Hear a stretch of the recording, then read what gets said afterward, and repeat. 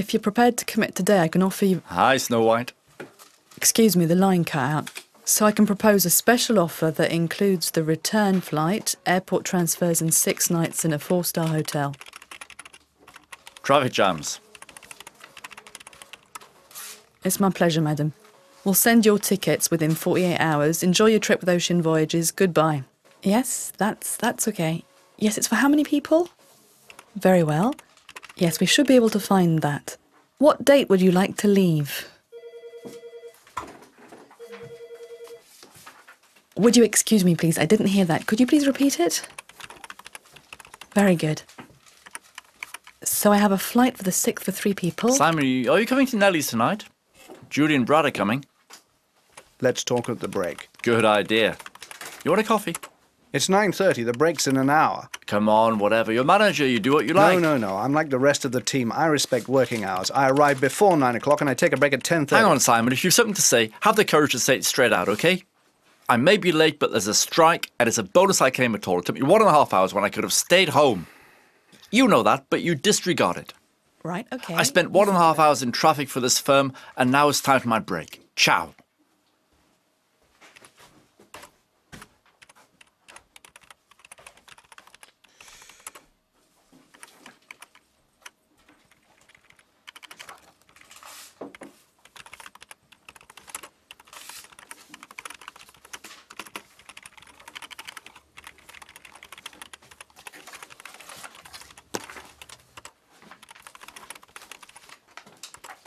Robert, do you have a moment, please? Yeah. I'd like to have a chat.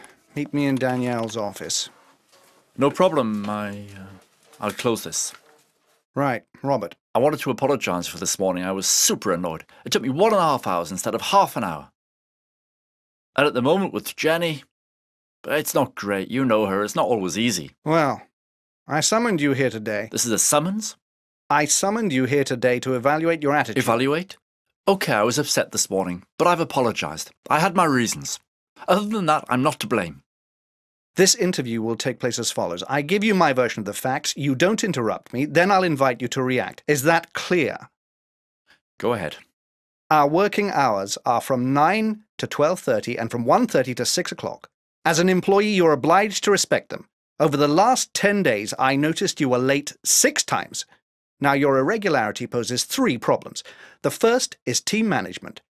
I can't accept this disparity in front of your colleagues who play the game and respect working hours.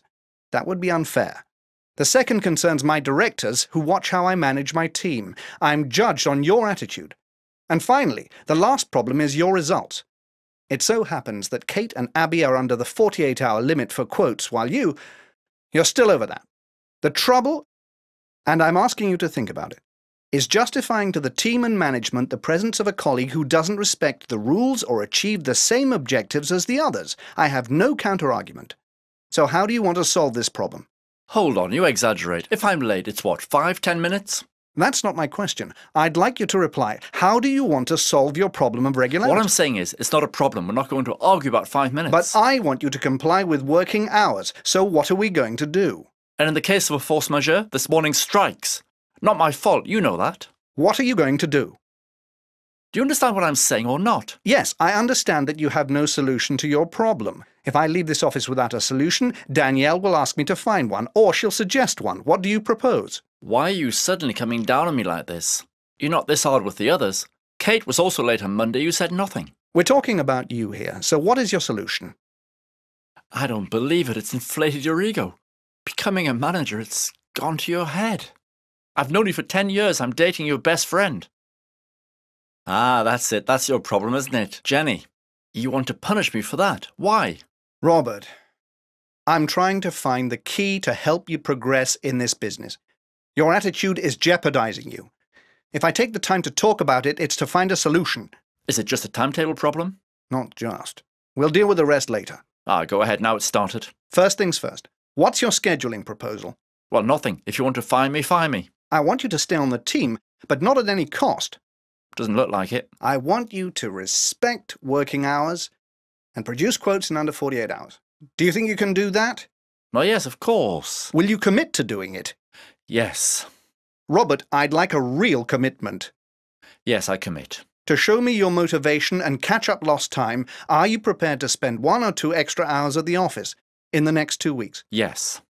Okay, if you respect our contract, I know you'll be below 48 hours in a week, and you'll achieve your monthly objectives. That'll improve your bonus and your relationship to the team. Yeah. Good. Second point. I'd like to get back to your attitude towards the team. This morning, when you arrived, Abby had to interrupt her conversation when you greeted her, and Kate had her client repeat her words when you unplugged her headset. That's counterproductive. Making jokes is fine, but you should better choose your moment and your methods. So abstain from making jokes that hamper your colleagues' work. They'll be more productive and you more concentrated. This is about the team's bonus. You're sensitive to this argument, no? Yes, indeed.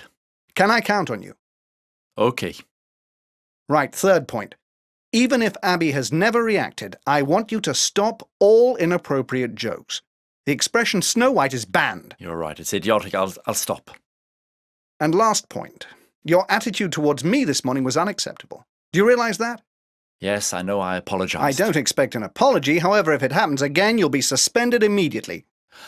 Okay. Now, if you have a comment for me, you make an appointment. That'll give you the time to find an acceptable way to express yourself.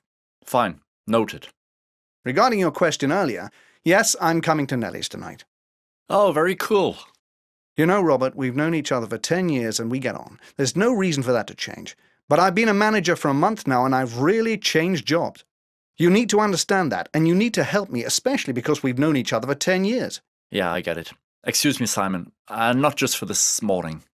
I need some time to accept it. But you can count on me. Really? Really.